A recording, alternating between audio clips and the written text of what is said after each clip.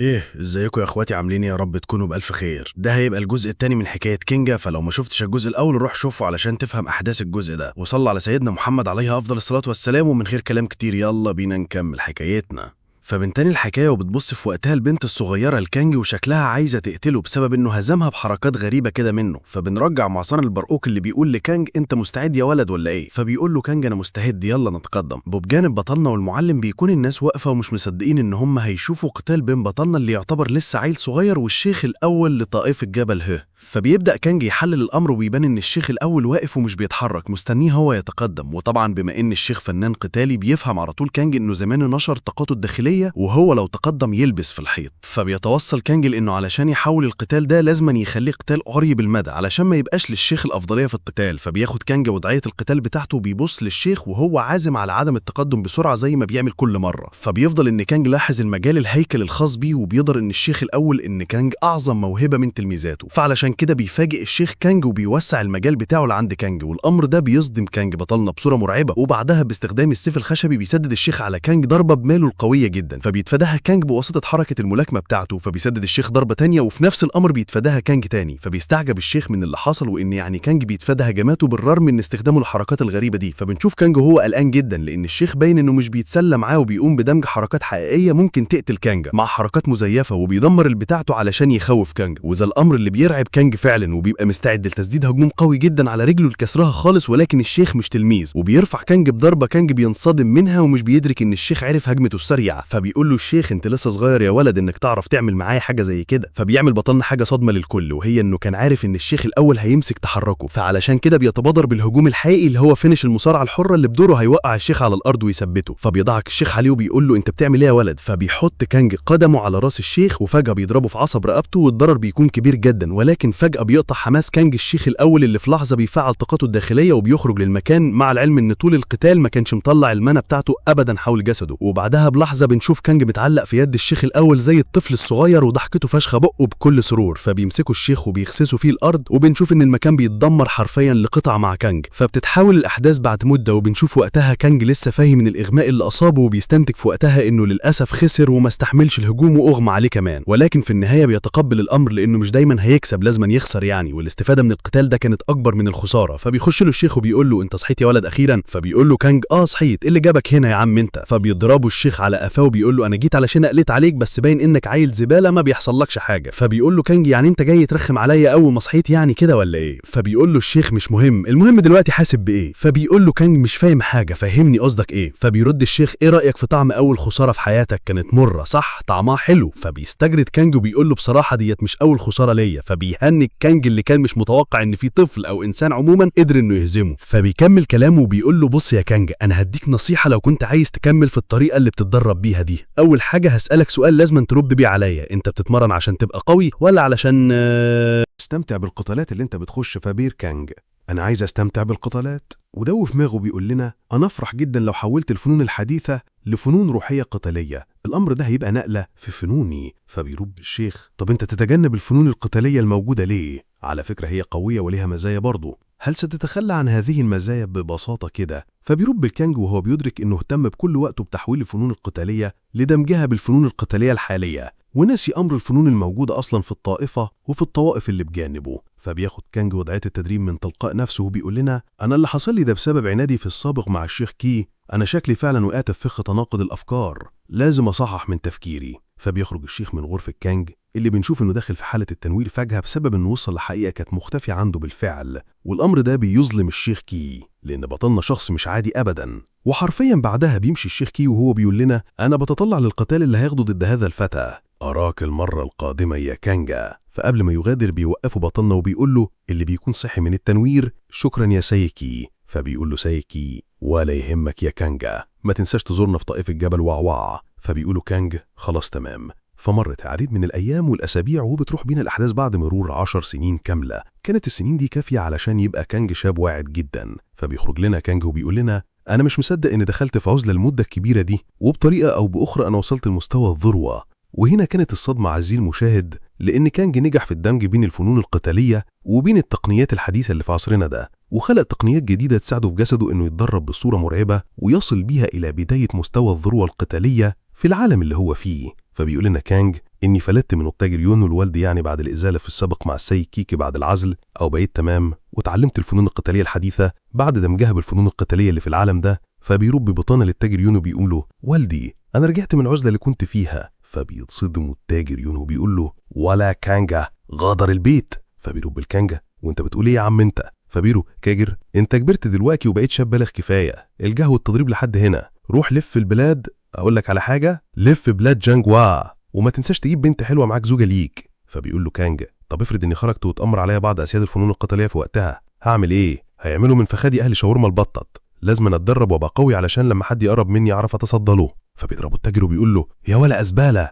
هو ليه اسياد الفنون القتاليه هيسافروا في مجموعات؟ امشي اعلى من البيت، مش عايز اشوف وشك تاني. كمان انك دلوقتي في مستوى الذروه القتاليه يا عبيط، هتتعامل باحترام في اي مكان هتروح له ازباله. اول حاجه لازم تعملها يا انك تروح لعشيره نانجوان وتزور اختك وتشوف نسايبك هناك، ولو عايز تقاتل ممكن اصلا يطلبوك تقاتل اول ما يشوفوك. فبيقول لنا كانج انا بقالي كتير ما شفتش اختي الكبيره، وكمان طائفه نانو جونج تحتوي على واحد من اقوى ال10 اسياد ممارسين للفنون القتاليه في العالم وهو امبراطور السيف. فبتختفي الاحداث اليوم التاني وبيقف بطلنا امام منزله وبيقول لعائلته عائلتي الجميله، حابب اقول لكم اني اغادري ممكن اقعد مده كبيره ما تشوفونيش او ما تعرفوش عني حاجه اصلا، بس اللي انا عايز اقوله لكم اني ابعت لرسائل عشان ما تحسوش بالفراق بتاعي. وبعدها بطلنا بيودع منزل جدار النمره الذهبي وبيقولوا له عائلته خلي بالك من نفسك يا فتى. فبيقول لنا كانج على طول انا قعدت اتدرب مده كبيره، جه الوقت اللي اشوف فيه نتائج تدريباتي، انتظروني يا ابطال المريوم. فبترب الكانج اللي بيجرب ادواته القتاليه وبيلاقي ان القفازات اللي معاه شغاله بشكل كويس جدا. فبيقول لنا كانج انا لو مشيت كده همل من الرحله وهدا تخلينا نسرع شويه من الامر.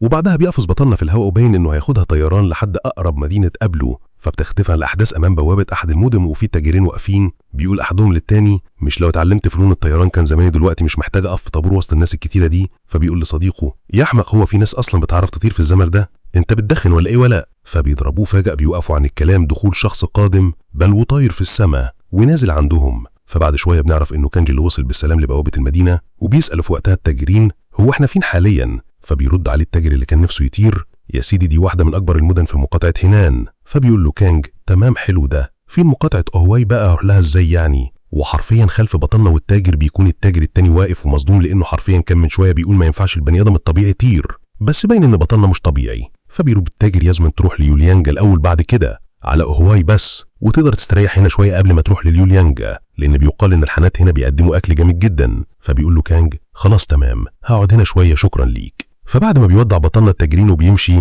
بنلاقي اتنين واقفين وسط التجار بيشوفوا كانج وشافوا انه جاي عن طريق الطيران، وبعدها بيقولوا ان الرئيسه بتاعتهم هتحب الامر ده جدا جدا. فبتخدم الاحداث في احد الحانات وبيتكلم في وقتها مجموعه ممارس للفنون القتاليه في العالم. فبيقول الراجل من المتوقع جدا ان يزور تلميذ الملك الطاغيه طائفه نانجن جونج. فبيقول صديقه بس هيروح للطائفه دي ليه اصلا؟ فبيقول الدرع الراجل عليه ممكن يكون عباره عن تسديد دين او اي شيء.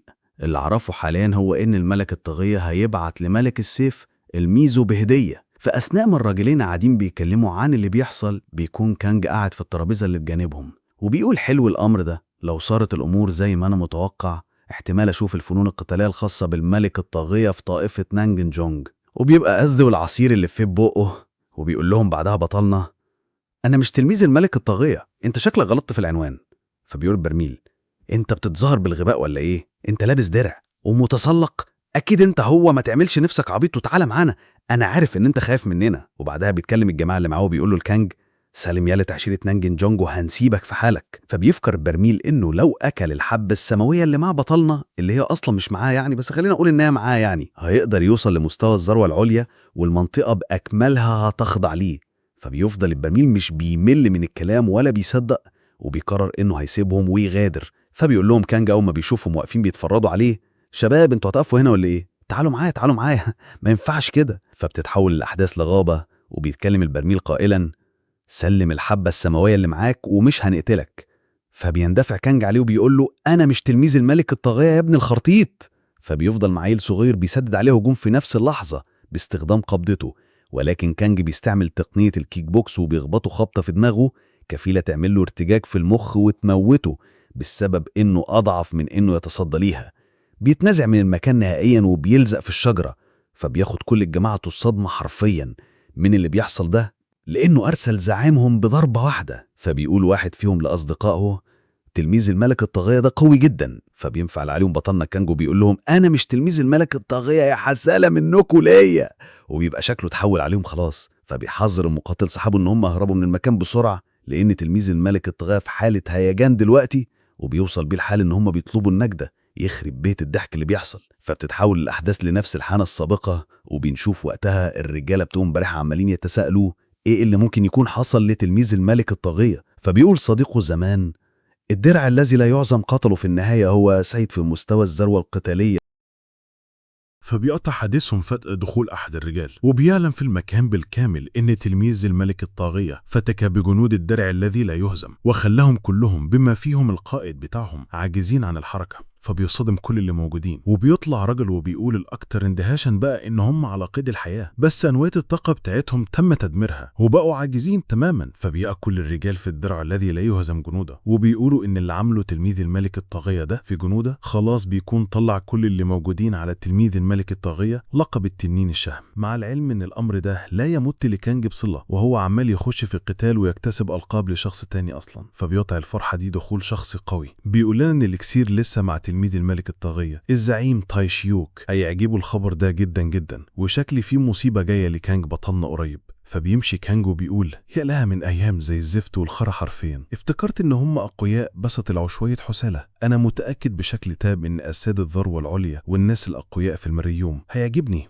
ومين يقدر يحسب الأمور؟ ممكن وأنا ماشي كده أقابل عجوز قوي أو طفل قوي جدا سيكون قادر على قلب موازين العالم وسيفوق قدماء بقوته. فأثناء ما بطلنا شارد بتفكيره بيحس إن في أحد بيبص عليه، وعلشان كده بيقول له: كفاية لحد هنا اتفرج، اخرج. فبيخرج رجل كبير كده هوت باين انه قوي وهو وجماعته، وبيبدأ يقول لكانج: انت معكش ياسمين الناس الضعفاء اللي زينا محتاجينها، وممكن تعطيها لنا ايه رأيك يا تلميذ الملك الطاغية في الكلام ده؟ فبيتغير وجه بطلنا وبيبقى هينفجر من الغباء، لان العالم كله فاكره تلميذ الملك الطاغية، وهو في الحقيقة ما يعرفش مين الملك الطاغية الخنزير ده أصلا، ولا هو ولا تلميذه. فبيندفع الراجل بكل قوته على بطلنا وهو بيقول: يوجد ناس أقوياء أكتر من اللي انت شايفهم في العالم يا ولا. فبيتقدم كانج عليه بسرعة مرعبة، بيركع ضربة بوساطة قبضته اللي متعودين عليها. فبيع الراجل القوي اللي كان فاتح صدره من شوية وعمال يقول: أنا اللي حديد التنى، وباين إن وشه هو اللي اتنى حرفيا المرة دي. فبعد دقايق بنشوف كل العناصر الاغتيال التابعة للولد التعبان ده مرمين جنبه على الأرض. فبعد ما بيدمر بطلنا أنواة الطاقة الروحية بيقرر يسيبهم ويمشي، وبيقول: مفيش حل في العالم ده بشكل سلمي، السلام بيتم اكتسابه عبر إراقة الدماء فقط. فبادئ بنا الأحداث لقرية تم تدميرها، وبنشوف امرأة كبيرة بالسن بتقول لشخص: أرجوك اعفى عن حياتي. ولكن الولد مش بيرحم، وبيرفع دماغها إلى السماء بعد ما بيفصل عن جسدها. فبتطول الموت الست البريئة، وبعدها بنشوف المحارب الشيطاني بيشرب من دمائها. هو الشر عنده عالي جدا، وبيقول لها: ما كانش لازم تطلع أمامي أيتها العجوز، أنا دمرت القرية كلها وقتلت من فيها فقط لأن الأمر أزعج دماغي مش أكتر، لومي نفسك. واللي قدامك ده يا صديقي اسمه شيطان القبة. فبيجيله صديقه الشيطان برضو اللي بيقول له: احنا لازم نلاقي تلميذ الملك الطاغية ده وناخد منه الحبة السماوية. وصديقه ده برضو بيسمى شيطان الكف. فبيقول شيطان القبضة: ما تقلقش، أنا كنت متأكد إن هو ما وصلش لمدينة ليو يانجا. وبعدها على طول بياخد شيطان القبضة شيطان الكف وبيجروا للذهاب وإيجاد تلميذ الملك الطاغية اللي للأسف العالم كله فاكره بطل قصتنا كانجا.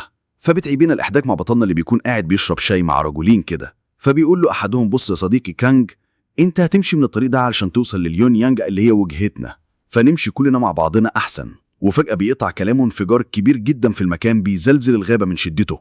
فبيندفع جانجا على الأصدقاء لحمايتهم لأنهم ناس طبيعيين مش فنانيين، وبيقول لهم يهربوا بسرعة من المكان. فأثناء ما بطلنا واقف بيشوف شخصين بيتقدموا عليه. فبيقول شيطان القبضة لشيطان الكف: صدقت بقى كلامي لما قلت لك إنه لحد الآن لسه ما راحش للمدينة؟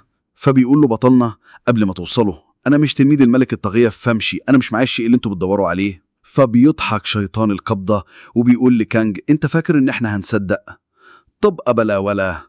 وبيرد شيطان الكف: شكلك يا فتى ما تعرفش حاجة عننا، شكلي يا أخي فترة اختفائه كانت كبيرة جدا، الناس بقت بتتجرأ علينا والرعب ما بقاش بيتم بثه في قلوبهم كما كان يحدث في السابق. فبيتنخم شيطان الكف وبيقول لكانج: بص يا فتى، لأنك أول مرة تشوفنا كده فاحنا الأخوين الشيطانيين الكف والقبضة.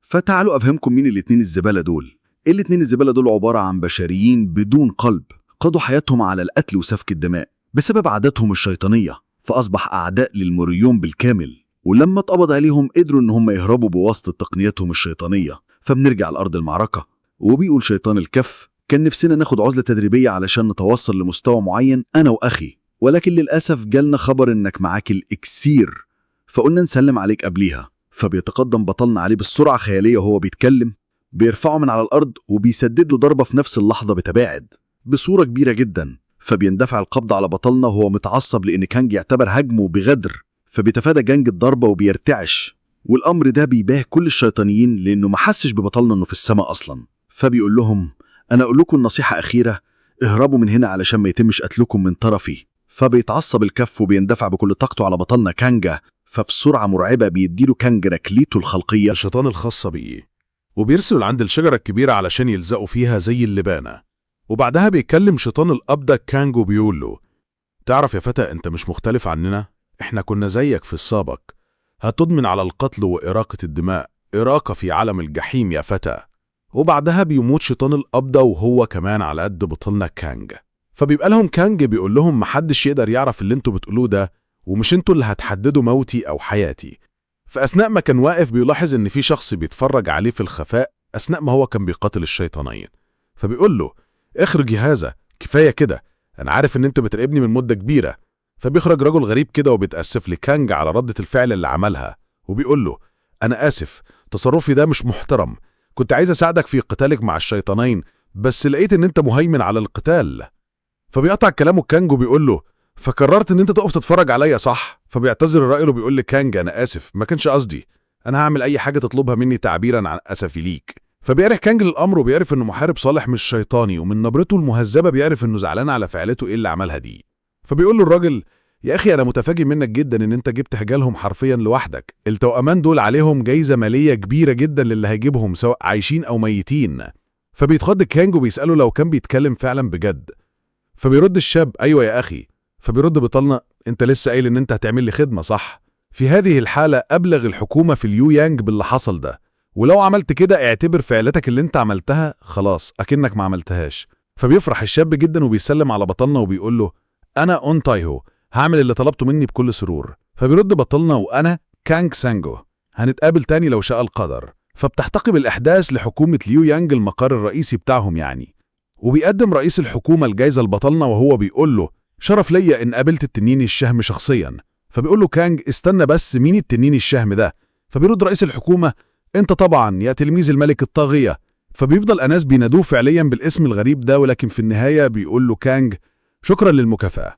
وقبل ما يغادر بيقول له رئيس الحكومة: مجموع الأموال هي 1 ليانج ذهبي. فبيفرح كانج جدا والابتسامة بتخترق وجهه، ولأن الناس العامة يعني الطبيعيين بيقبضوا 1 ليانج فضي، والواحد ليانج الذهبي بيساوي 100 ليانج. فمديه كده كانج من الآخر بقى إيه، ماسك الغلبة. فبتتحرك الأحداث في الليل مع كانج اللي بيبقى قاعد في فندق بيلاقي فيه مصباح للضوء ومياه ساخنة، بيقرر إنه ينزل فيها، وحرفيا السعادة بتكون ضخة عليه بصورة كبيرة جدا لأنه مجهد من الصباح. فبيقول لنا كانج: النور الحالي ده مش نور فعلي زي ما كان في حياته السابقة، اللي ظهر ده عبارة عن سحر، تعويذة ضوئية تم صناعتها عن طريق السحر، وبيبقى باين برضه إن العالم ده متحضر بشكل أو بآخر. فأثناء ما بطلنا نايم بيجيله شخص ملثم كده وبيبدأ يدور في غرفته على أمل إنه يلاقي الحبة اللي كله فاكر إن هي معاه. فأثناء ما الحرامي الملثم شغال يسرق من كانج بيجيله بطلنا وبيقول له: يا هذا، مش حاجة حلوة إنك تسرق الناس. فيشعر اللص إن كانج خلفه بيكون بحركة سريعة كده وبيسدد هجوم لقتل كانج. فتخيل معايا صديقي إيه اللي ممكن يكون حصل لكانج، وهل كانج هيعرف يتصدد المختال ده، ولا المختال ده هيفاجئك وهيعمل حاجة إحنا مش متوقعينها؟ في الجزء القادم ما تنساش تصلي على سيدنا محمد عليه أفضل الصلاة والسلام، وتعمل اشتراك في القناة. ومن غير كلام كتير، سلام يا أخواتي، وأشوفكم في الجزء الجديد.